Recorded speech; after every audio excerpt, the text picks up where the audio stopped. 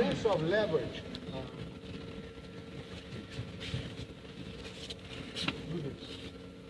Yes. What's your name? Don't let me push it down here. So, come here. If somebody jump on my back, she's able to handle no problem, because the leverage is bigger than the muscle. And then, if you put it in the right position, you cannot break. So it's important to show the movement with the principal ideas of leverage. That's why I feel like so important for me is to bring those movements back in a comprehensive explanation of the movements, for people to start to teach better, and the students become more effective in their results, in the self-defense aspect. Thank you very much. So every position has this element of being connected, being more leveraged. You know, even simple movements. Come back to me, please. Like I grab you here. Huh? And what you're going to do here? Yes. You lift me up, please. Good. The same thing. The only thing I'm going to do is not going to pull you back. I'm just going to stay hard here. Do the same thing and throw me. Throw me. See, I'm not pulling you back. Can you feel that? Mm-hmm. I'm just stay here like a bouncer in grab. Just here. So throw me again. Lift me up. It's hard. You see how hard it is? Mm-hmm. Grab me, please. Yeah, you pull me already too much. So just grab. Yes. If I do what you did, that's what I felt. You do base, but the base is not connected to me, so I cannot throw, I cannot do nothing. Just don't let me go forward, yes? So my base, instead being just this, again, hold it, is here. Hold it tight, off. My base is here, on the hip, off. So as you pull me here, I will put my hip back and lift. So as you pull, I'm sitting on you. So my hip is the connective point on you. It's not like this. So you're sitting on me like I'm a cow. Yes, stick your hip back on me. Yeah, again. As you flex down, sit back. Yeah, no, not down, back. Yes, yeah, that's it. Again, please. No, wrong. Yes, beautiful. So this little invisible thing can be a completely different for women, for a fragile person who has no level. You can do anyway because you're strong. But somebody who doesn't have the same strength, he has to feel connected with those little elements. We are in the middle of the action, you know? So pushing into them, and sometimes, yes, like you were with me, instead of just straight down, you're pushing in to make them move. Yes.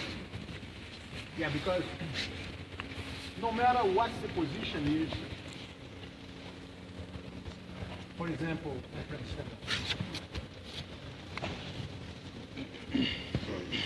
how you define base for you? What do you feel like being a base for you? Base. Safe, stable. Yes, but against the power you don't know where it's coming from. So base has to be something complete. You have any idea of what's your best base? Facing where I see a danger. Yes. Okay, good. But I'm talking about the base. I'm not talking about position. So base is once we have the contact. Once I grab you, you have to find base. Okay, good. Base. See, here, keep your base. You have no base here. So base, flex your knees, put your hip back in the base. Not much. So your hands hanging between your knees. Yes. So here, you in base everywhere. You're in a comfortable position. Put your hip towards me. Yes, sir. The base coming from this. Base. From here, you go one way, another, whatever you want to do. But base is not like this. So having base gives you a chance to move everywhere. And from that point, you create either a throw or escape or a movement.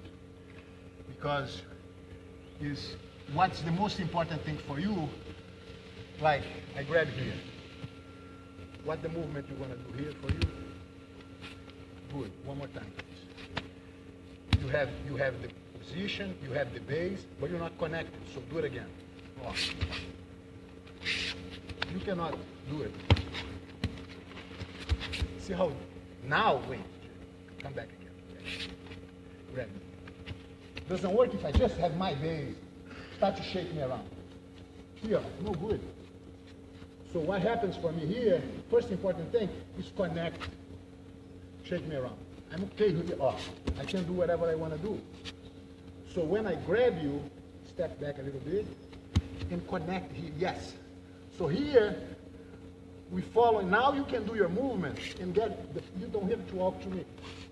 Please. Don't walk. Just do the movement. Bring the arm to you. Yeah, make me feel pain here. More you walk towards me, please. Walk. Break my arm. It's harder. You understand? So you want to stay and then do it. Yes, and bring my elbow to, yes, okay, good. So we're talking here about things people just saw before, whatever. But the importance of being, my friend, please, for us, is crucial. Be comfortable against a punch, for example. How are you doing? So hands up. Yes. This is a basic.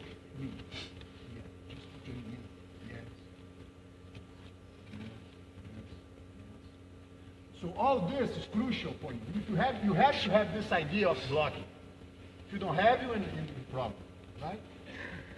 What's the strikes you can do on me? Yes, but with your hand like this, with no gloves, you can break your finger if you punch my hand. So with no hands, you can give the scala like this, a direct punch. Sideways, yes. You can do this or this. Because you can go as hard as you can, you're not going to break your hand. Front like this. Elbows.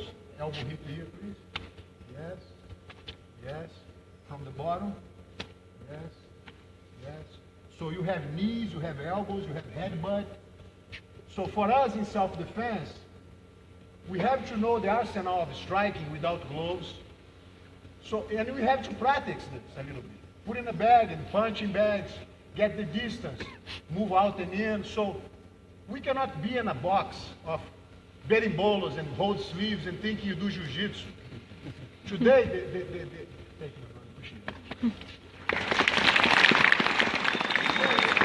the role who make you a great competitor in Jiu-Jitsu make you very weak in self-defense, make you out of the self-defense concept. In our core, since I understand myself as a human being and I start to putting myself on the gi and going to, I always saw self-defense classes going on all the way, all day, every day, always in the academy. And the practices of passing guards, sweeps, everything, coming as a recreational aspect to build up the skills of competing. Right? So you cannot forget the Gracie Jiu-Jitsu, the Brazilian Jiu-Jitsu, our Jiu-Jitsu is done with self-defense core program. If you don't have comfortable to escape from a choke, from a punch, from a headlock, you don't know Jiu-Jitsu at all. You're just thinking, you know competition. And those days, competition is very crooked because it brings rules which people start to modify Jiu-Jitsu based on the natural aspect of being a competitor. You don't want to cheat, but you want to make it easier for yourself. You see, even in MMA today, the beauty of the MMA in the beginning is diminishing now because people now, they fight MMA in a format which is a game. So if they make a better first round, they know they already win one round. So the game is based on, I'm going to keep the same. If they win 2 rounds in a match, they don't want to even win in the end. They just want to survive and don't lose. So it's very much into the rules. It's not about putting everything you have and go for the kill. No.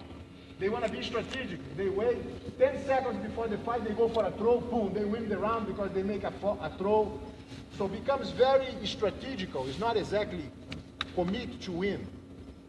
I mean, how you can say in a 5-round match, I win the first, I win the second, I win the third, I win the fourth. In the 5th round, the guy mount on me and start to hit me. I get bounced. I turn back, the guy choke me out, and I'm saved by the bell. And then the guy won.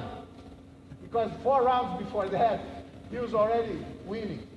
So that's completely unrealistic. It's unfair. It just doesn't make sense, but that's part of the game. So it's something, as a Jiu-Jitsu practitioners, you have to concern about being comfortable in unpredictable situations. My friend, please. How are you doing? Very good. Very good. Lay down. What's your name? Scott. Scott. So, Scott, you know everything about pushes and pulls. But what you gonna do if I start to punch you?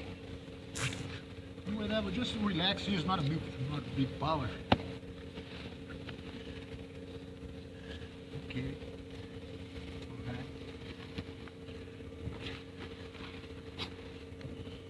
Okay, so you get distance.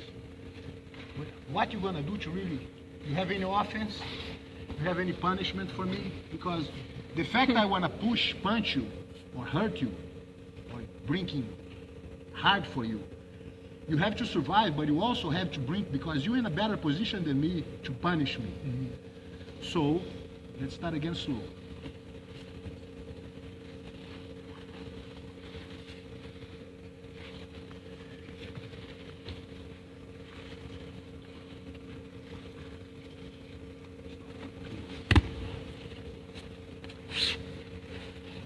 So, slap my face.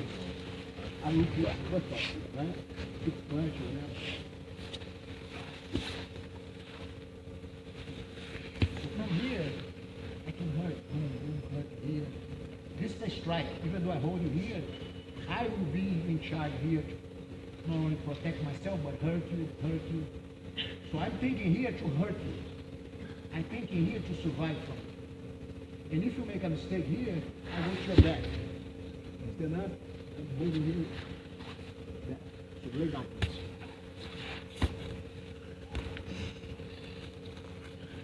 So as you put your knee inside, no, immediately, again, start over. The knee coming straight to my shoulder. Yes, yes, good. Turn sideways a little bit. Good, wait. This is striking. This is gonna hurt me if do it again. If I bend, you can sweep me.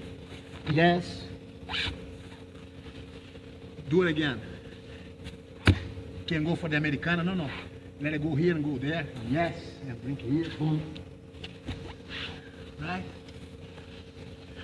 And if I'm here, kind of protect, yes, here, okay. This foot gonna be here, yes. No, stop. Put your weight on your elbow as you pull. No, come up on your elbow. Yes, put your elbow down.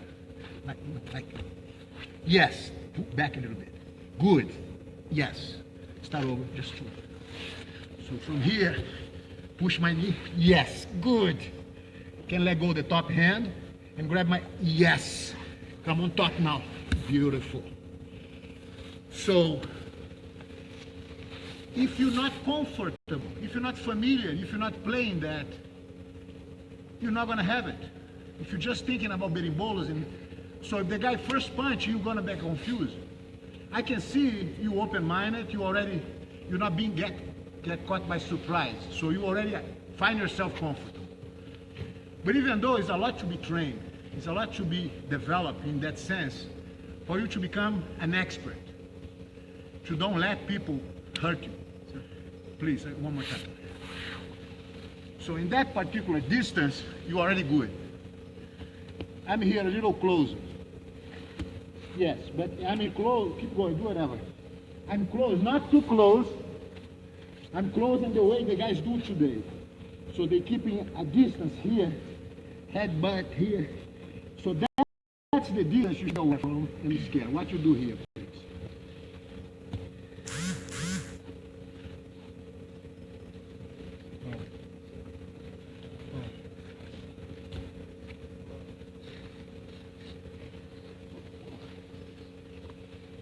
So in this position, you're not that happy. You get confused there because it's a middle position here. I'm not too close. I'm still able to punch, to headbutt, to stay here, and you're not able to bring in the leverage between us, right? Change, please.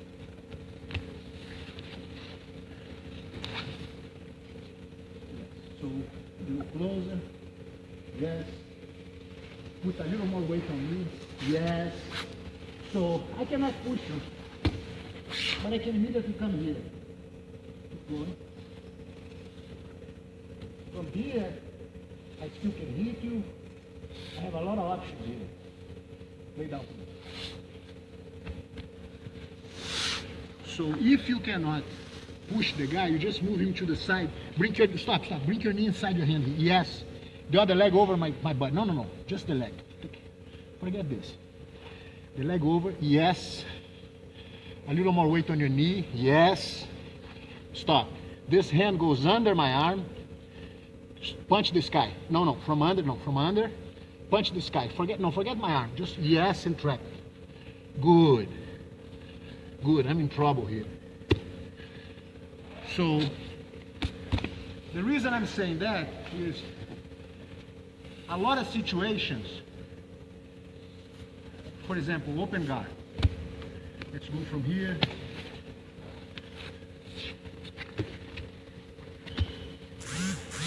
So your open guard, go. It's not only to protect, coming with over here. My open guard is open, but it's not like this. It's like this.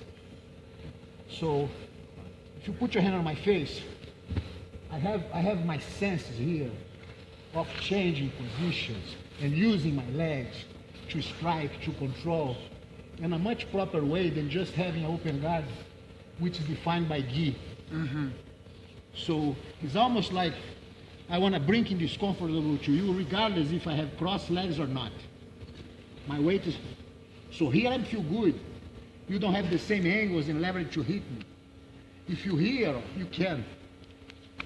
So here, punch my face, touch my face. Well, it's different. Things feels like invisible, but I'm connected to you all the time. And if we don't get in the one day in the week, all right, guys, lay down. The guy on top, gonna just try to put the hands on the face. The guy on the bottom, try to skip and stay comfortable under fire. Doesn't have to be a fight, but you have to get exposed to that situation. If not, feels like when you engage in something, oh my God, he wants to punch me. Oh my God, what happened? I mean, that's real. And then, that's why I feel like the opportunity for us, starting today, with the new rules for tournaments, with the overexposure of self-defense, will bring back an element in Jiu-Jitsu which gonna favor not only us, we already addicted to, but to people who are not even exposed yet, and giving them a sense of, wow, I'm not a fighter, but if the guy try, I have a chance. And that can make people really change the way they think and they behave, and they become a much better person. So, again, the most important thing, the most important people who needs more Jiu-Jitsu, they're not enrolled yet. We have to really transform Jiu-Jitsu as a practice which enlighten people in their senses. They learn about their timing, they learn about their leverage, they learn about their power, their blocks, and that's increased them as a person. Right? Take a breath.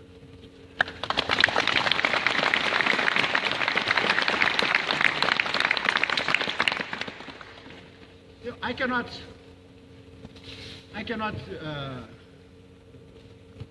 not talking about breathing, because, as we know, I've been using breathing all my life.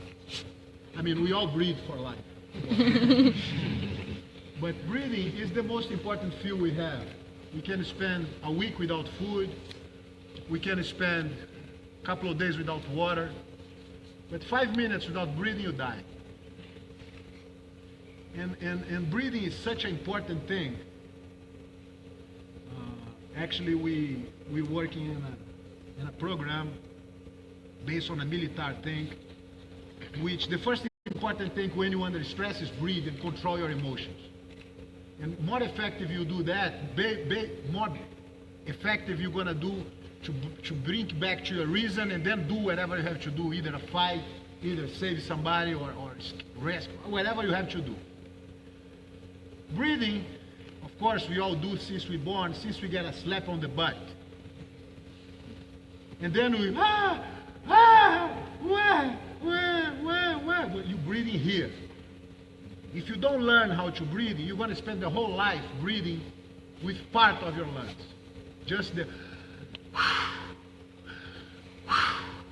give a full breath. But the full breath is just a third of your breath. When you breathe,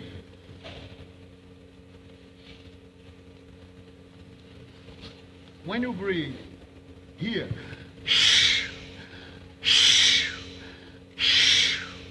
full in. Now I'm going to do the right stuff. Full in. The wrong one, the right one. It's 2 times more air. Why is that? Because when you move the diaphragm, which is here, there's no air in the belly. But as you do this, you bring air to here.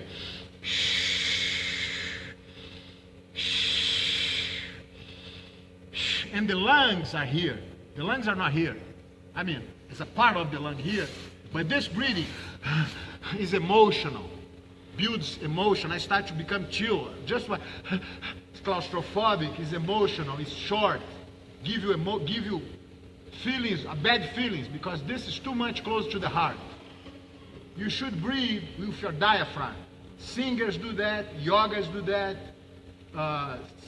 divers do that, good Jiu-Jitsu fighters do that, some tennis players, they do that. Because breathing, movement, and full capacity of air is important for us to understand. So you have to have a full capacity of your lungs, first important thing. So you start to use the diaphragmatic breathing. The diaphragm is a muscle who goes horizontal like this, and the strength is like, when I do this, I push my diaphragm down, so it feels like it's air in the belly. It's nothing in the belly, it's just guts. But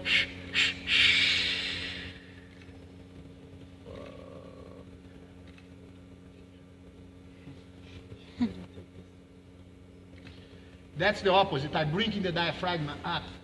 So I've been studying and training my diaphragm for life. Since 16 years old, when I learned, I start to develop that movement, which is inhale, exhale,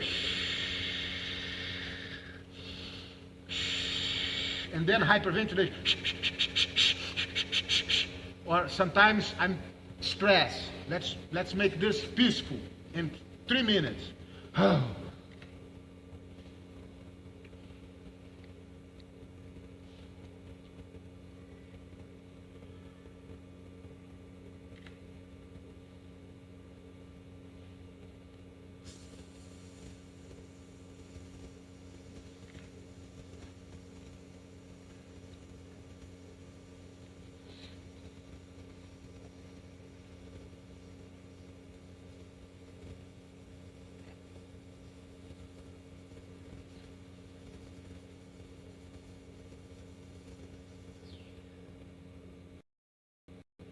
This for 3 minutes, there's no stressing my mind can hold, because I have to focus on my body, my breathing, my rhythm. So I can be stressed as hell. 5 minutes later, I'm calm, ready to sleep. When I was already previous a fight, I get in the stadium 5 hours before. I sleep for 3 hours and then wake up, warm up, put myself 130 heartbeats, 140 heartbeats a minute to break the sweat, like 20 minutes before the fight. And then 10 minutes of relaxation, bring my heartbeat to 6 heartbeats a minute. So I stay toof, toof, toof, toof. So when I go to the fight, I'm hot, but my heart is very slow. When I engage, I press the gas. There's no way for the guy cheat or make me waste more energy than. So we press the gas together. I make my moves. He has to respond. So, but he's already started the fight with 90, 95. So when he's 120, I'm 90. When he's 140, I'm 100. So when he gets 170, 108, when he needs to regroup, I already in the best of me. So I still 160, 140. And ready to go. So when he needs to, oh man, as the time for me to make the kill, I have done many fights which I quickly submit the guy because he's just get confused and I don't give him a break. So it's not only techniques of fighting, it's also the breathing, the emotional. You want to say something? How do you breathe during the fight? I'm sorry, the breathing, oh yes. So breathing is the best. More you understand your breathing function, more you can fix your body. If you're stressed, if you're tired, if you're cold in the surfing, like you start to get hot again. Whatever you need, breathing is the best fast option. So this is dead, this is live. What the difference between the muscle, live or dead, is contraction. We can define liveness by contraction. Heart, the liver, whatever. Contraction is good. So our breathing system works in the opposite way that we think. You think when you're in a fight, hey man, I'm tired. That's the opposite what's supposed to be. Because the inhale is the dead motion. You don't wanna, I need. That's the opposite of what's supposed to do. More air you need, more you have to clean the air. So, oh man, oh, you have to take it off. When you relax,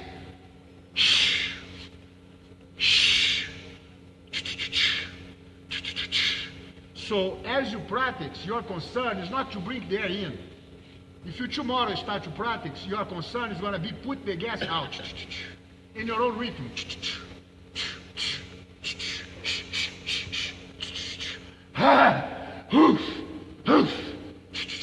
And you're going to start to feel the capacity you have to overcome tiredness or the lightness in your brain. Because when you get tired, you're not only dysfunctional in your body, but your brain gets stupid, gets lazy. Because you start to make poor decisions. It's not enough oxygen for everything. When you do hyperventilation, you can be like acid latex. Sometimes you get tired, you cannot move your arms anymore. It's too much cramp. But your brain is still functioning perfectly because it's enough blood to feed the brain. So I highly recommend you guys to learn how to breathe. Use the diaphragm to action, to train to make log. Whatever you do, breathing will help you immensely. I guarantee you 100%. Any question about this? What a great student. Yeah? Just curious, is there any video that you can watch? Is there any video in YouTube or something like of you teaching this that you can watch and try the techniques? Yes. I mean, I learned this with Orlando Cani, who's a master in Brazil, who taught me, and also taught Álvaro Romano from Ginástica Natural, same guy. And this guy's super guy. I mean, he's a great athlete all his life, and he incorporates movement and breathing. Because yoga, for example, is a great technique, but it's very static. You get a posture and you do it. You start to basically understand the uncomfortable and make comfortable. So it's almost a spiritual thing. It's a method of meditation and movement. The ginástica natural and the bioginástica, what Orlando calls, is a more dynamic action. So you have to flow with the move, what you need. You need to relax, you have a breathing to relax. You need, like, that's why the tennis players, they ta, because they exhale, and they already recover for the next and give speed. When you exhale, you get speed. Like, for example, I want to bring somebody, lift it up and throw him on the other side of the mat. For that, I cannot just be relaxed. I have to and normally, if you don't do better, you do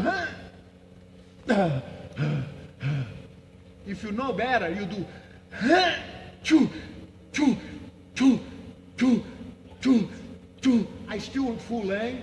I still able to keep pushing the car uphill, but I still breathing. So I never empty out. Let's go, guys. Push, push, keep, and I can go forever with my hard lungs and still breathing, because one thing is keep your lungs full. The other thing is have to breathe. If you keep your lungs full, and the time you have to breathe, you have to, you lost the momentum. So by learning how to breathe, you can stretch your sprint, you can stretch your power, your maximum power ability. You can speed up your relaxation. You can endure in anything you want through the breathing. So breathing is a huge element for our, life. And Jiu-Jitsu is also a huge element for our life in general. It's not about fighting. It's about how you process the emotions. How you're able to be capable to, no, but I have a leverage here. Yes, sir, you're right, but you're not that right because this and that. So as you become a martial artist, you fight with your words, you fight with your spirit, you win without fighting, you're capable to control emotions, have weight distribution in different angles, or physical, spiritual, and mental aspects. So we have to really reinvent Jiu-Jitsu as a whole. I'm very, very happy to bring that knowledge and that ideas for you guys to bring back to your schools. And more we're going to be more connected with the self-defense aspect of Jiu-Jitsu, which really changed people's lives. And of course, we're going to still competing, because with good rules, nothing can be more effective than competition. The reason the competition becomes so ugly is nobody says anything about the rules. And people start to adjust for they're comfortable. They start to, if I don't cheating, let me just hold and stall here. So they start to play safe, because if you have to do 12 fights in a day, you don't want to put everything you got in the first fight. So the most expert the competitor is, more like he's cheating he is, more he's grabbing, holding, tangling, and you feel like, I can fight, I can do this, you feel like you're trapped, you're not fighting. But the guy's a champion, he knows better, he wants to save energy and do better. So with those new rules for tournaments, we're going to bring back to the dynamic action we need in Jiu-Jitsu to become related to real life situations. Jiu-Jitsu, you cannot, come over here. The last fight I saw with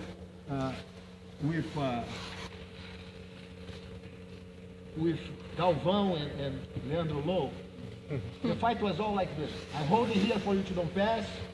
You want to pass, but it's just here. So if I stay here, you're not going to do nothing. You cannot progress. I cannot. So nobody wants anything. I just look in the referee and say, I have two advantages, so I'm still winning. And not going. So nothing happened. If the referee say, hey, you have to let go or you're going to be disqualified, and then everything has to happen, I have to move myself, everything's going to be dynamic. So what's going to happen from now on is a new rules which are going to really change the perspective. The guys fight that they will not like it, because they're addicted to the problem. But my critical, my idea is to facilitate and to orient the white belts and the blue belts who coming and they are misleading to compete and instead learning self-defense. And I also want to promote for the black belts the idea of bringing to your school comprehensive programs in order to have much more students and make a much bigger service for the community. Any comment, anything I can help you with? Yes. So we saw there's a lot of instructors here and even future instructors. If you've got instructors now, like you've said, that don't teach the self-defense program, not their fault because they never learned it. Yeah. If they want to go back tomorrow and start to make this change, what do you recommend they do? I recommend will be first of all, without me showing what is not bad, because everyone has a different aspect of self-defense. What I'm planning to do is get the Bible of Master Rickson Gracie and putting from movement 1 to the A to Z, all the explanation of the movements, the demonstration of how it's done, and the escalation to add stress in each position. For people not only learn the basic, but learning the basic with special hot sauce, you know? And then after that, the second goal will be the official JJGF curriculum, not only to display the movements, but to offer the curriculum of classes, like the fundamental classes for three fundamentals. So it will be warm-up, movement 1, movement 2, movement 3, drills, whatever, because something which is very important for us here is to understand, in average, in 95% of the academies, even for students with less than 3 months old, at one point, the student will be facing not a training partner, but an opponent. Okay, you lay down, you try to escape, you try to pass the guy, whatever. So at that particular point, becomes a confrontation, which sometimes the students are not ready to do. And that makes the guys who are not designed for that quit. So my advice is for every guy who gets introduced to Jiu-Jitsu has to stay at least 1 year without facing an opponent. He have to have a training partner. He have to go and learn the mechanics. He have to be sweating. He have to feel the physicality of the sport. But he cannot feel intimidated. He cannot feel pain. He cannot get injured. Because it's too early for them to get those exposed to that. They will quit. So in terms of business, it's very bad. In terms of service and provide to the guy what he really needs, it's bad too. So we have to create a comprehensive program to favor 90%, 100% of the people. And then, after the guys feel like, okay, what next? The next can be either you still stick with the self-defense, or you can start to become more competitor if you like it. And then he can have a new life as a competitor. But not everybody here is designed to be competitive. But everybody here needs self-defense in your life. That's for sure, to make you feel good. So today the idea was not exactly bringing techniques or secrets or the differential between my techniques and other techniques. That's not exactly the seminar I intend. I intend exactly bringing the curiosity, bringing the idea, the intentional aspect of progress in martial arts. As a self-defense jiu-jitsu, as being entitled to do the whole spectrum and become a better person, a better human being, much stronger, more confident, more balanced. Right? What time is it, bro? 7:15? Yeah. Okay. So, any question? Yes, sir.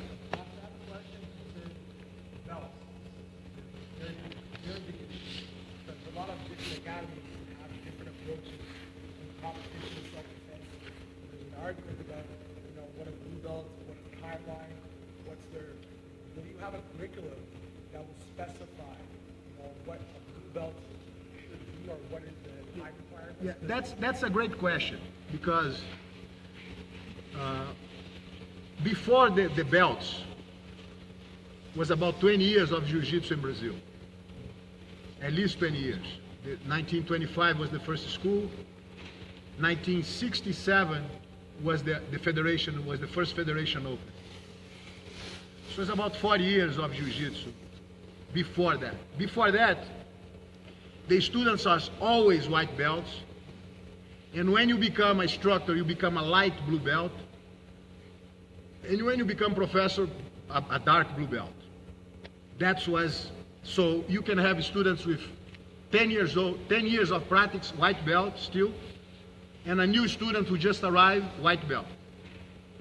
And then at one point things start to become popular, and my dad decided to create a federation. And that federation started by creating weight divisions, creating the belt system, and creating the point system for competition. And of course, that was the best approach, because in a school you can see who is the blue belt, who is the purple belt, who is the brown belt, based on who is winning. You cannot see a white belt coming and make a hard game with a purple belt. Something wrong. Either the white belt has to be purple or the purple has to be white. But something wrong in that kind of equilibrium. In my school, doesn't have. The white belt is going to have his butt kick for a while, and then he starts to become hard with the others. Eventually, he's going to be playing with the blue belts. Eventually, he's going to be in the level of blue belts, get a blue belt. That's the old school promotion. With this said, the growth of Jiu-Jitsu in U.S., in the world, was coming through tournaments, through display of effectiveness as fighters. So the training aspect, the engagement, the role becomes the Jiu-Jitsu. The signification of Jiu-Jitsu is how good you are on the floor. And the competition starts to become bigger and bigger and so on. But we forgot the self-defense aspect. As you become a student at the Gracie Academy, no matter if it was before my time or even when I was teaching there up to 89, as you get a student, you enroll as a student. First, the major part of the students were private students, not group class. So the guy come in, he's introduced to Jiu-Jitsu in a self-defense base. This is what you do here, what you do there. And the guy starts to become comfortable with deflections, with move your head, protect your neck, get base, how to throw, how to protect a punch, and goes on and on. So by the time he gets a blue belt, he's comfortable with self-defense, period. Everyone in any level in the school has to be comfortable with self-defense. And then approaches the color belts in terms of competition. So the basic, the fundamental is self-defense. If you're a black belt, for example, and you don't know self-defense, you basically don't know Jiu-Jitsu. You know competition aspect of Jiu-Jitsu.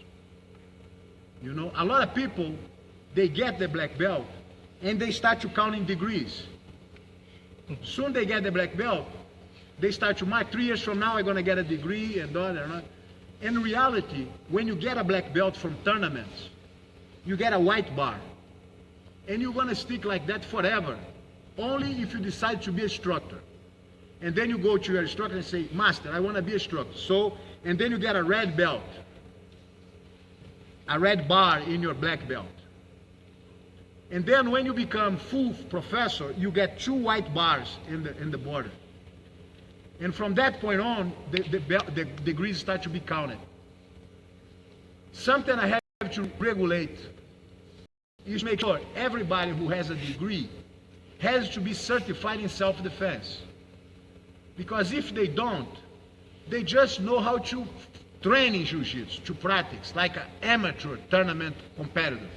Can be a great competitor, can have great solutions for fighting. But he don't have the whole picture, the whole scenario to fulfill the needs of a weak person or bringing self-defense to the table. So with that discrepancy, we need to unite the ideas of, first, make sure all the black belts become comfortable with self-defense. In order to do that, I have to bring those elements, those techniques available for everybody.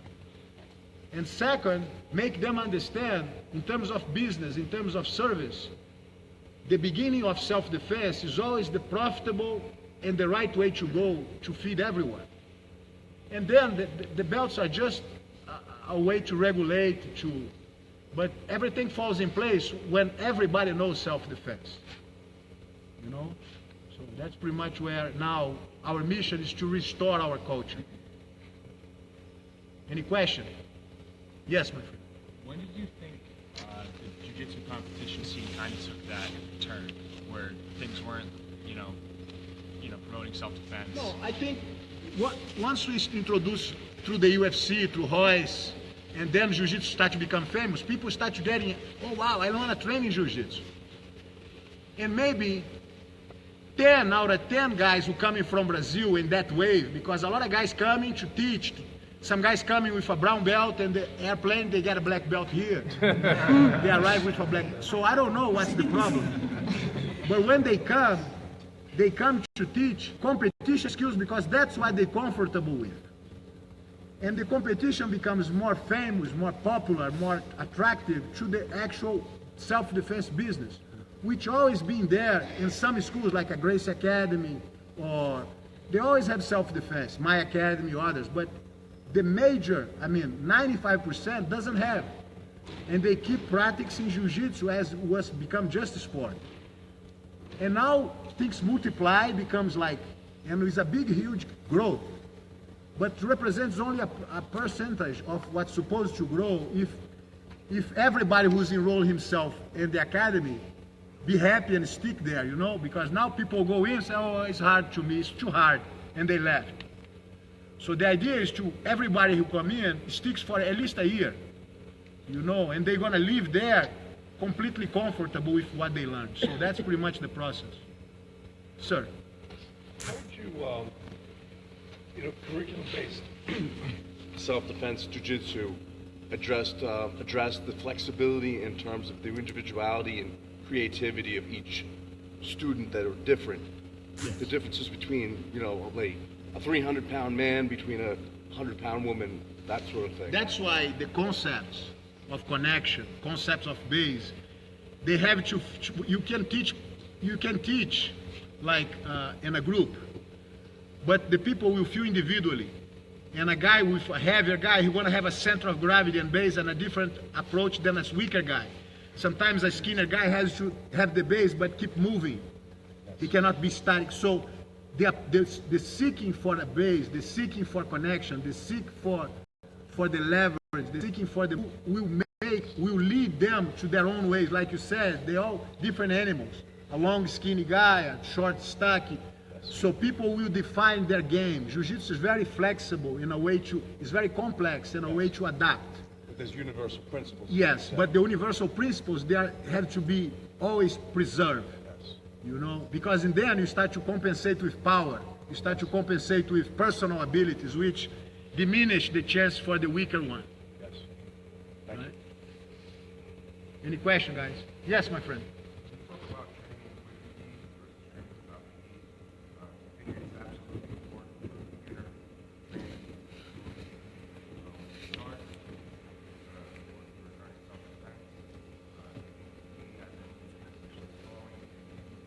Yeah, come over here, brother. So, yes, the idea of gi and no gi is crucial to combine both. With gi, you have 10 more options than without gi. You have 3 submissions without gi, you have 15 with gi. Because you have more grips, more control, so it's important to have this arsenal. You have to have, but it's also very important to understand sometimes the weight distribution. You know, so some positions you rely on the gi. Some positions you don't have the gi. So it's less options. But even though you have less options, you have to know exactly how to work with that lack of options. In other words, the body mechanics is the same. Like, come over here.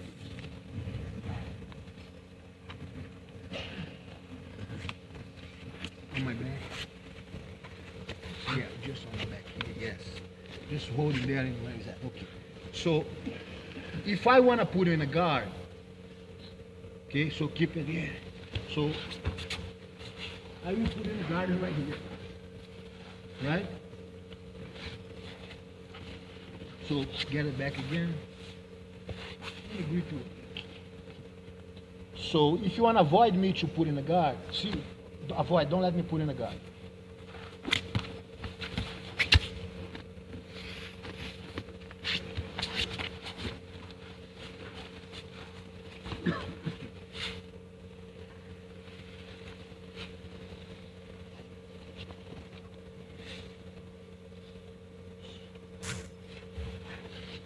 idea here is on your knee.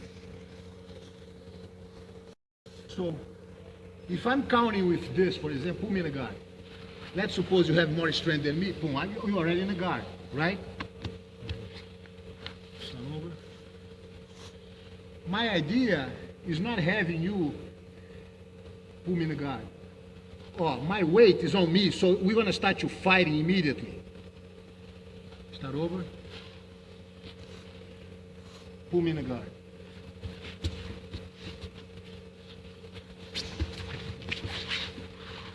I'm very, very relaxed. So the idea for me was not about on your knees again. Was not about the grip or the control. It was about the center of gravity, because now I'm relaxed, but my weight is not on my knees anymore. Put me in a guard. Oh. Put me in a guard again. Oh. So wherever you go, you lead me.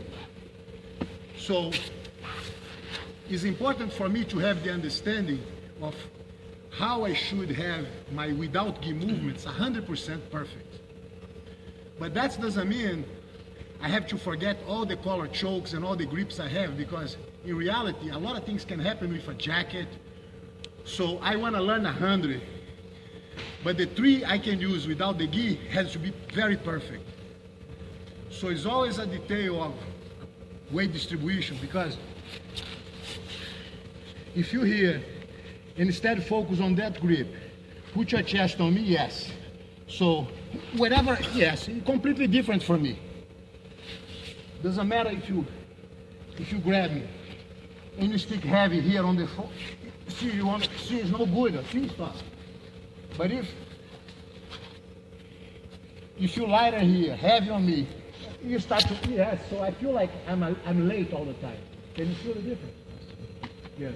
So the no gi is very important, because give you like the minimum of options. Like you have only 3 chokes, 1 headlock, 1, 2, 3 foot locks, but has to be trained. So I always to combine both.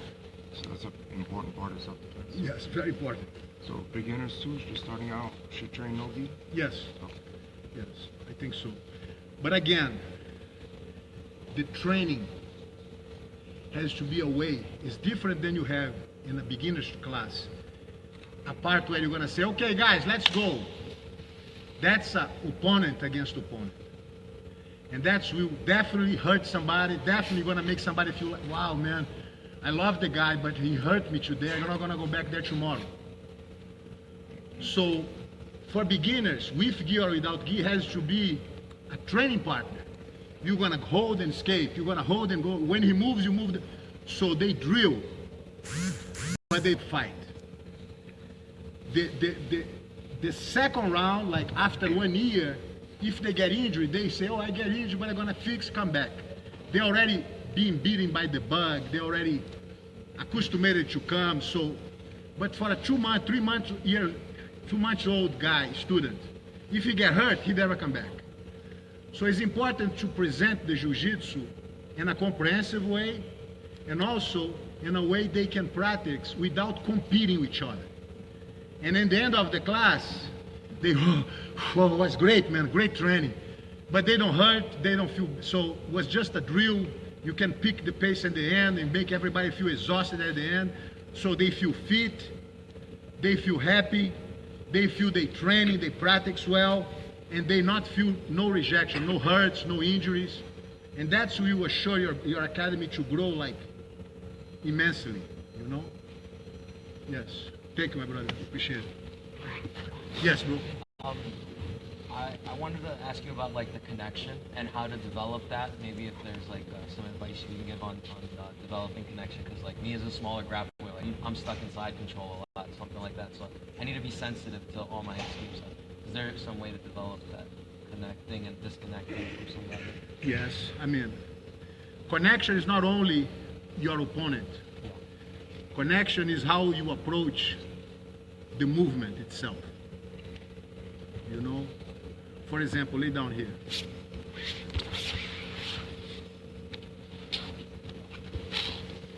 So the upa, right? Hold it, Hold my feet. Yes. Hold tight. And you do the upa now and throw me over. Okay, one more time, please. So now, I'm going to be available the same way. The only thing I'm going to do now is protect upa base. I'm not going to do double attack. I'm not going to defend technically. I'm just going to base. So throw me again. Hold my hand. Doesn't have to be explosive, just go.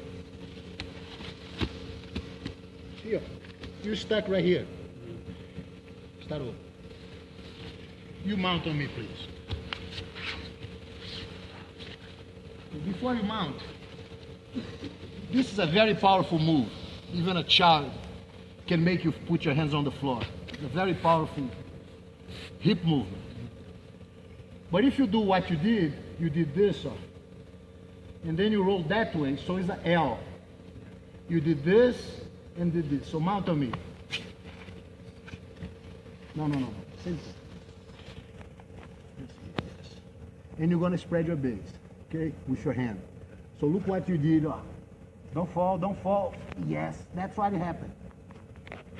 So you roll the guy, yes, over the shoulder. Okay, now I go slow motion, you don't fall. Okay, base again. Slow motion, don't fall. What's the difference? Turned your head. The difference was I have to keep that energy going in the direction I want to go. If I don't move my head, the position starts right here, I have to change. If you put your hand, I'm dead in the water. So the first important thing before the upa is connect your movement at one movement. So as I'm going now, I don't stop and I can keep going forever here in the same direction. Lay down. So as you grab me, relax, take your head out of the way and roll me over here, not here. So straight up, slow. Beautiful, beautiful. Again. Hold tight. Take your head out. Go over. Beautiful. Again. Don't move your head. Go. This is you before. You understand? So now go straight up. Beautiful. So, John. So the idea, again, what made the difference was not the connection with me. What made the difference is the understanding of connecting your body in one position and creating not just a movement and a movement, but it's a whole movement. Start from here and I start lifting. So everything is connected as one piece. It's like one big snake. It's not broken. So in Jiu-Jitsu, every position has the same aspect. Either you connect with your opponent, either you have to find yourself in balance and connection to be strong enough. If you're not able to do it, if you're not connected yourself, if you don't do a good upa, if you don't do a good turn on your knees, if you don't have how to maximize your strength, you're dead in the water. And that's a constant research. That's why I make my Jiu-Jitsu different than my brothers. Because I always putting myself with two objectives. Represent the sport in the highest level. If somebody has to go, I was the first one to go. So, no time limits, no weight division, no rules. So keeping that in perspective, you have to really open your mind and surrender to God and be able to feel like comfortable in hell. And based on that compromise, I have to find myself invisible elements. So I learned the upa not with the details I just taught you. I learned a upa like everybody else learned. And a few times I felt like, wow, I stuck here. So I started to put in my mind, focus and developing better connection, better leverage. So a lot of things I learned, but a lot of things I developed. And if you have in your sense, I feel like I'm struggling too much. You're gonna find ways to struggle less and get better results. You know, it's all about how you think. Because if you think you're gonna resolve your matters with strength, you're deadly wrong. Because some guy can be stronger than you, especially in life. It's not a weight division, purple belt. The guy can be a black belt with 120 kilos. So you have to know how to survive. So endure a 1 hour fight with a guy double your size. Just survive is already a victory for you. And that's the way martial arts applies. You know, it's not about winning. It's about make the best of you, the best results you can do. And that's why connections never ends, you know, and understanding of the invisible aspect of Jiu-Jitsu. And if you add breathing, if you add, you know, positive thoughts in your mind, if you add good nutrition, you in business, you know, you up to going the best you can be. You know, you cannot be better than this if you're working your physical, your spiritual, and your mental aspect to be a winner, you know, to conquer the universe. That's the goal for all of us. Yes, sir. I had a question about like stand-up. How much of stand-up do you think should be like implemented part of your weekly training? Or... In the self-defense program, in the introduction to Jiu-Jitsu, maybe 70%, 60 to 70%. Because you learn better standing up. The things you do laying down, one there is sleep. You know, and that's it. The only two. So it's better for you to understand, to get the picture. When I come into you and said I want to put, so you just put you lay down and start explaining things on the ground. It's already weird because you don't think, you don't fight. On the ground is weird for everybody. So introduction has to be standing up. If I want to slap you, if I want to hold. So you start to become comfortable with levers and positions, and start to become comfortable with deflections, with grabs, with move. And then escaping from the mount, how to pass a guard, how to escape from cross side, how to get arm lock, how to choke, how to keep the back position, and goes like that. But proportionally, more standing up in the beginning. Yes. Yes, my friend.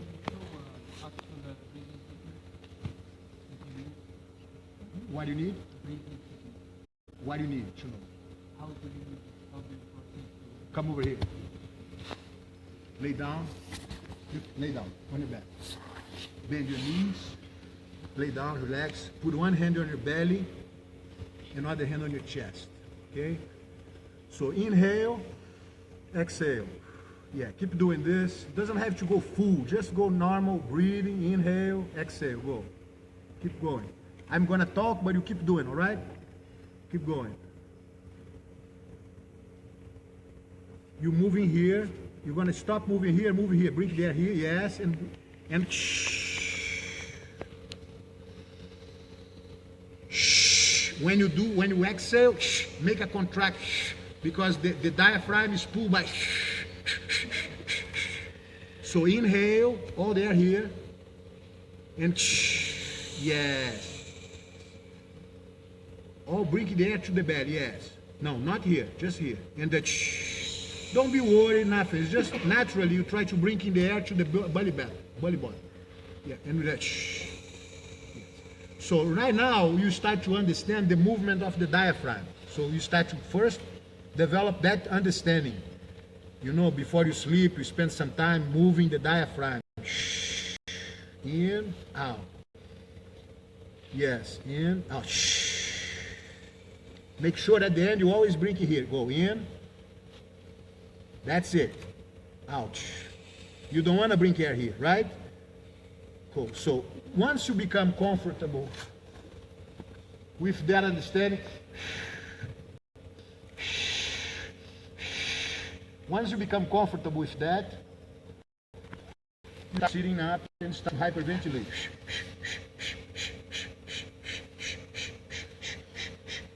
You know, that's the first important thing. Learn how to move the diaphragm. Inhale, doesn't matter. If I swim, if I fighting, if I'm exhausted, that's anywhere. The airways have to go comfortably, no matter what. The important is to move the diaphragm. Yes? When you are hyperventilating, do you inhale? Yes, always exhale, inhale coming after. Is all, yeah, it's like a 40, like.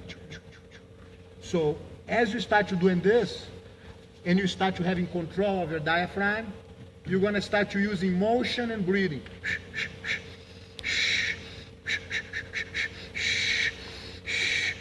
Because motion, you cannot block your breathing because you move. Sometimes you have to get a bag. So you have to practice strength with breathing. You have to practice deflection with breathing. You have to practice speed with breathing, like tennis does or boxing.